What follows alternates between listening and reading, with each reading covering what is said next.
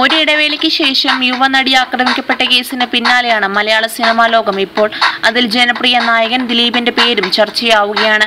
Mimicry വേദികളിൽ സഹസംവിധായകനായി സിനിമയിലെത്തി ഒടുവിൽ മലയാളി പ്രേക്ഷകരുടെ ജനപ്രിയ നായകനായി വളർന്ന ദിലീപിന് കരിയറിൽ പല പ്രതിസന്ധികളെയും തരണം ചെയ്യേണ്ടി വന്നിട്ടുണ്ട്.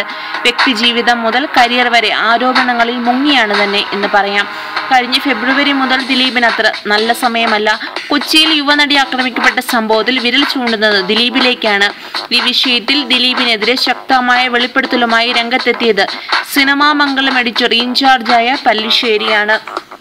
ദിലീപിനെതിരായ വെളിപ്പെടുത്തൽ നടത്തിയ തന്നെ കൊല്ലാൻ ശ്രമം നടക്കുന്നുവെന്ന പുതിയ വെളിപ്പെടുത്തലുമായി പല്ലിശ്ശേരി വീണ്ടും എത്തിയിരിക്കുകയാണ്.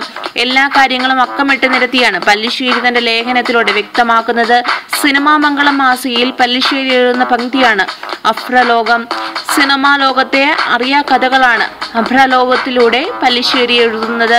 പല്ലിശ്ശേരിയുടെ എഴുത്ത് ഇതിനകം 450ഓളം അധ്യായങ്ങൾ പിന്നിട്ട് കഴിഞ്ഞു. സിനിമാ മംഗളത്തിലെ ഏറെ വായനക്കാരുള്ള ഈ പങ്ക്തിയിലൂടെയാണ് ദിലീപിനെതിരായ വെളിപ്പെടുത്തലുകളും പല്ലിശ്ശേരി നടത്തിയത്. ദിലീപിന്റെ വ്യക്തി ജീവിതവും കുടുംബജീവിതങ്ങളെ പരാമർശിക്കുന്നവയായിരുന്നു അവ. ദിലീപ് കാവ്യ ബന്ധം ഗോസിപ്പ് കോളങ്ങളിൽ സ്ഥിരം സാന്നിധ്യമായിരുന്നപ്പോൾ അവയെ സാധൂകരിക്കുന്ന രീതിയിലുള്ള വെളിപ്പെടുത്തലുകൾ പല്ലിശ്ശേരി നടത്തുകയുണ്ടായി. ദിലീപ് മഞ്ജു വാര്യർ വിവാഹബന്ധം വേർപെടുകയും കഴിഞ്ഞ നവംബറിൽ ദിലീപ് കാവ്യ വിവാഹം കഴിക്കുകയും ചെയ്തതോടെ ഈ ബന്ധത്തിലൂടെ കൂടുതൽ വെളിപ്പെടുത്തലുകളും വിവരങ്ങളും തന്റെ പങ്ക്തിയിലൂടെ പല്ലിശ്ശേരി പുറത്തുവിട്ടു. പല്ലിശ്ശേരി എഴുതിയ പല കാര്യങ്ങളെയും ദിലീപ് ഖണ്ഡിച്ചിരുന്നു. ഒടുവിൽ ദിലീപ് കാവ്യ വിവാഹത്തിന് സമ്മതം മൂളിയെന്ന് ദിലീപ് പറഞ്ഞ മകൾ മീനാക്ഷി കാവ്യമാധവനുമായി പിണങ്ങി മഞ്ജുവിന്റെ അരികിലേക്ക് പോകാൻ ശ്രമിക്കുകയാണെന്നും പല്ലിശ്ശേരി ലേഖനത്തിൽ വെളിപ്പെടുത്തിയിരുന്നു. ഇതിനെ ഖണ്ഡിക്കാൻ ദിലീപിന് സാധിച്ചു.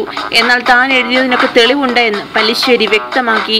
4 സ്ഥലങ്ങളിലായി സൂക്ഷിച്ചിരിക്കുന്നു.